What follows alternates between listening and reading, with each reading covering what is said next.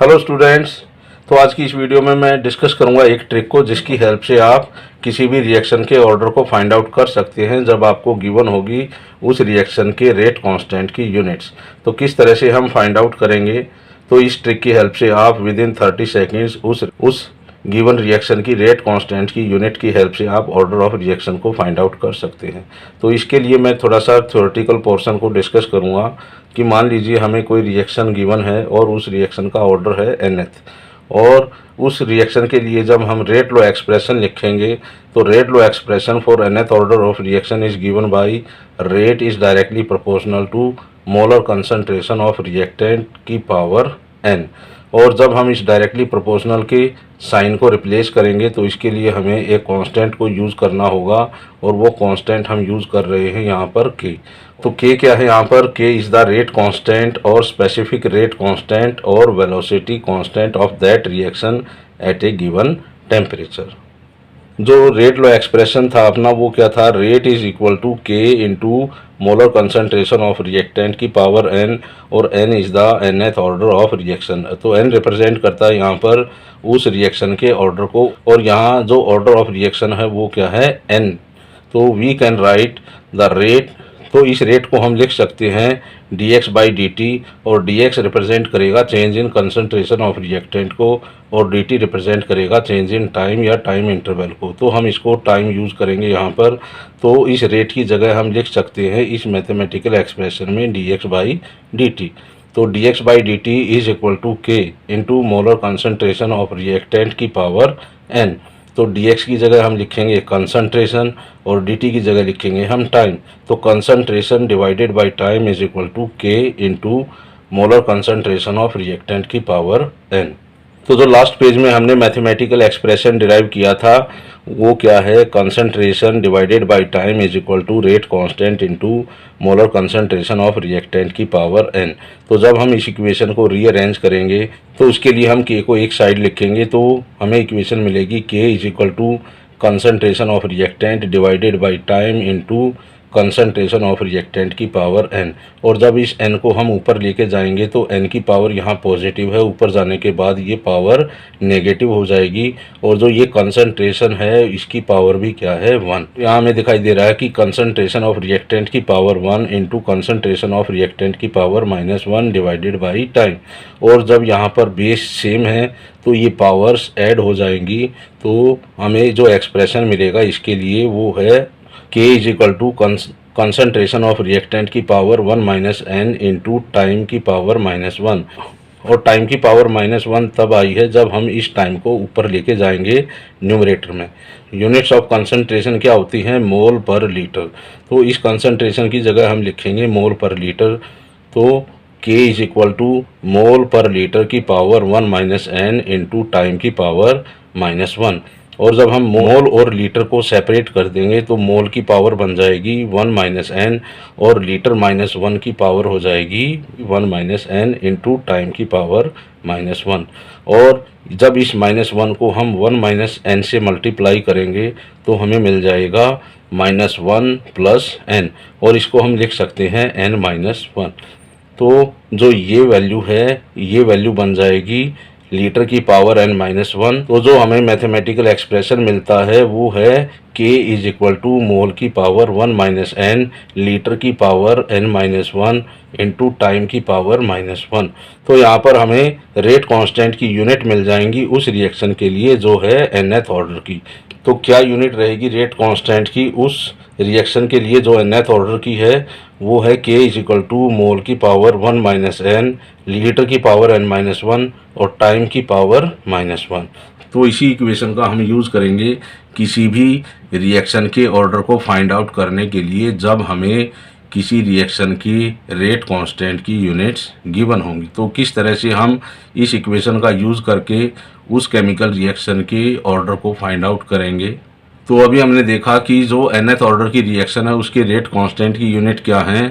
k is equal to मोल की power 1 minus n litre की power n-1 और time की पावर क्या है यहाँ पर -1। तो इसी लीटर की पावर का हम यूज़ करेंगे किसी भी रिएक्शन के ऑर्डर को फाइंड आउट करने के लिए। तो किस तरह से हम इस टर्म का यूज़ करेंगे किसी भी रिएक्शन के ऑर्डर को फाइंड आउट करने के लिए, जब हमें किसी केमिकल रिएक्शन के रेट कांस्टेंट की यूनिट्स गिवन होगी। तो इसके लिए हमें क्या करना पड़ेगा, we have to add 1 to the power of litre to get the order of reaction from the units of rate constant of a given chemical reaction. हमें क्या करना है, हमें इस लीटर की पावर n-1 में हमें 1 ऐड करना है। तो जब हम इस लीटर की पावर n-1 में 1 ऐड करेंगे तो हमें उस गिवन केमिकल रिएक्शन का ऑर्डर मिल जाएगा जिसके लिए रेट कांस्टेंट की यूनिट्स हमें दी गई हैं। तो किस तरह से हम फाइंड आउट करेंगे किसी रिएक्शन के ऑर्डर को जब हमें उस रिएक्शन के रेट कांस्टेंट की यूनिट्स गिवन होंगी।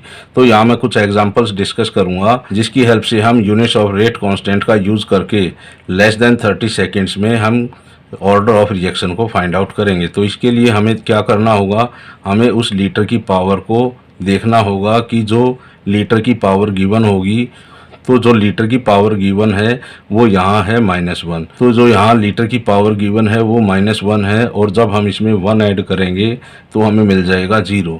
तो जो ये यूनिट दी गई है किसी केमिकल रिएक्शन के रेट कांस्टेंट की, उस रिएक्शन का होगा ऑर्डर 0। तो ये रिएक्शन रहेगी 0 ऑर्डर रिएक्शन। तो जो सेकंड एग्जांपल है उसमें भी हम लीटर की पावर को ऑब्जर्व करेंगे, इस टर्म को देखेंगे। यहाँ लीटर की पावर क्या है, 1 है। तो इसी पावर में हमें 1 को ऐड करना होगा और हमें मिल जाएगा 2। इसका मतलब जो यहाँ रेट कांस्टेंट की यूनिट दी गई है किसी पर्टिकुलर रिएक्शन के लिए, उस रिएक्शन का ऑर्डर होगा 2। इसका मतलब वो रिएक्शन है सेकेंड ऑर्डर रिएक्शन।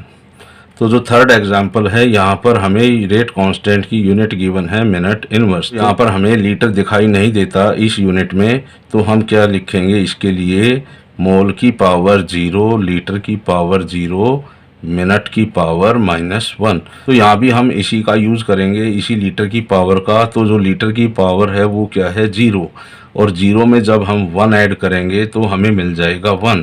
तो जो ये यूनिट है उस रेट कांस्टेंट के लिए किसी पर्टिकुलर रिएक्शन के लिए, उस रिएक्शन का ऑर्डर रहेगा 1। इसका मतलब जो ये रिएक्शन है जिसकी ये रेट कांस्टेंट की यूनिट गिवन है वो रिएक्शन है फर्स्ट ऑर्डर रिएक्शन। तो इस तरह से हम किसी भी रिएक्शन के ऑर्डर को फाइंड आउट कर सकते हैं जब हमें उस रिएक्शन के रेट कांस्टेंट की यूनिट्स गिवन होंगी। तो जो फोर्थ एग्जांपल है अपना, एग्जांपल में भी हम देखेंगे कि जो लीटर की पावर क्या दी गई है। लीटर की पावर यहाँ दी गई है 2, और इसी 2 में जब हम 1 ऐड कर देंगे तो हमें मिल जाता है 3। तो जो ये रेट कांस्टेंट की यूनिट दी गई है किसी केमिकल रिएक्शन के लिए, वो थर्ड ऑर्डर की रिएक्शन है।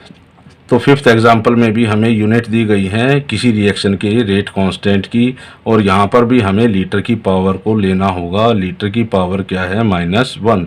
तो इस -1 में जब 1 ऐड करेंगे तो हमें मिल जाएगा 0। तो इसका मतलब जो ये रेट कांस्टेंट की यूनिट दी गई है किसी पर्टिकुलर रिएक्शन के लिए, वो है 0 ऑर्डर रिएक्शन। तो जो लास्ट एग्जांपल है अपना, यहाँ पर भी रेट कांस्टेंट की यूनिट दी गई है किसी पर्टिकुलर रिएक्शन के लिए, और यहाँ पर भी हम लीटर की पावर को यूज़ करेंगे उस रिएक्शन के ऑर्डर को फाइंड आउट करने के लिए। तो लीटर की पावर यहाँ क्या है, -1/2, और इस -1/2 में जब हम 1 ऐड करेंगे तो हमें क्या मिल जाएगा, 2 एलसीएम आ जाएगा, -1 + 2 और 1/2। तो इसका मतलब वो जो रिएक्शन है जिसके लिए ये रेट कांस्टेंट की यूनिट गिवन है, तो वो रिएक्शन होगी half order reaction with respect to a particular reactant. तो ऑर्डर क्या रहेगा इस रिएक्शन का, हाफ रहेगा किसी पर्टिकुलर रिएक्टेंट के विद रिस्पेक्ट।